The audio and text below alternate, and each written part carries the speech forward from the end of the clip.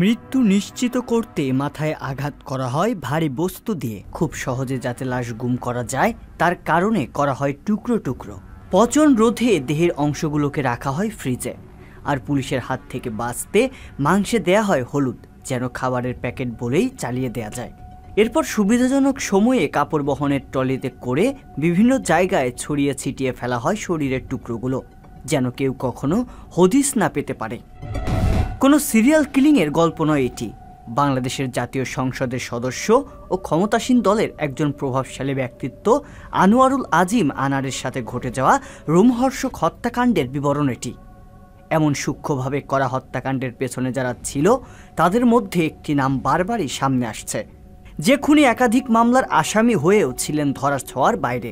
একাধিক খুনের ঘটনার পরও জামিনে ছিলেন, আর ক্ষমতার ব্যবহার দেখিয়েছেন পাসপোর্ট অফিসেও।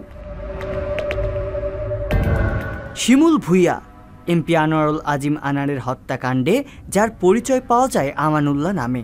কখনো নুরা, কখনো শিহাব, আবার কখনো আমানুল্লাহ। হত্যার ঘটনাকে ভিন্ন খাতে প্রবাহিত করতে এমন করেই একের পর এক নাম পরিবর্তন করেছেন শিমুল ভূঁইয়া। বারবার নাম পরিবর্তন করলেও কাজের ক্ষেত্রে তিনি ছিলেন অভিন্ন। এর আগেও এমন ভয়ঙ্কর ও নৃশংস হত্যাকাণ্ডের বহু ঘটনার নির্মাতা খুলনার শীর্ষ চরমপন্থী নেতা শিমুল ভূঁইয়া।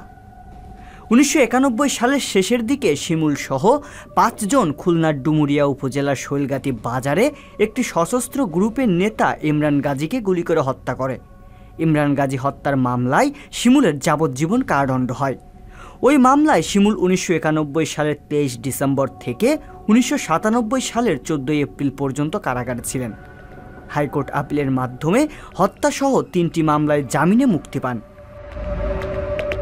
1998 সালের 2 জুন শিমুল সহ 5 থেকে 6 জন দামোদর গ্রামের সেলিম সর্দারকে হত্যার উদ্দেশ্যে গুলি ও বিস্ফোরণ ঘটায়। 1998 সালের 18 আগস্ট দুপুরে ফুলতলা উপজেলা নির্বাহী কর্মকর্তার কার্যালয়ে দামোদর ইউপি চেয়ারম্যান সর্দার আবুল কাশেমকে গুলি করে হত্যা করা হয়। সেই হত্যাকাণ্ডে শিমুল ও তার 5 সহযোগীর বিরুদ্ধে মামলা ও শিমুলের যাবজ্জীবন কারাদণ্ড হয়। পরবর্তীতে উচ্চ আদালত থেকে গায়েবীভাবে জামিন পেয়ে যান তিনি।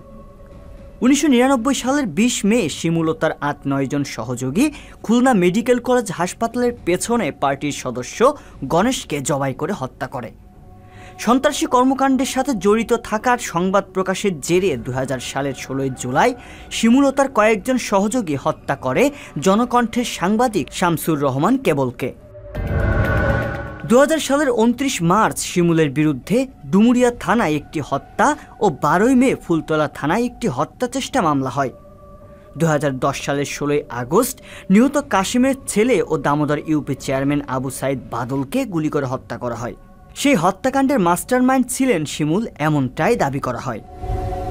2017 সালের 25 মে রাতে নিজ ব্যবসা প্রতিষ্ঠানে গুলি করে হত্যা করা হয় ফুলতলা উপজেলা পরিষদের সাবেক চেয়ারম্যান ও জেলা বিএনপির সাংগঠনিক সম্পাদক সর্দার আলাউদ্দিন মিঠুকে।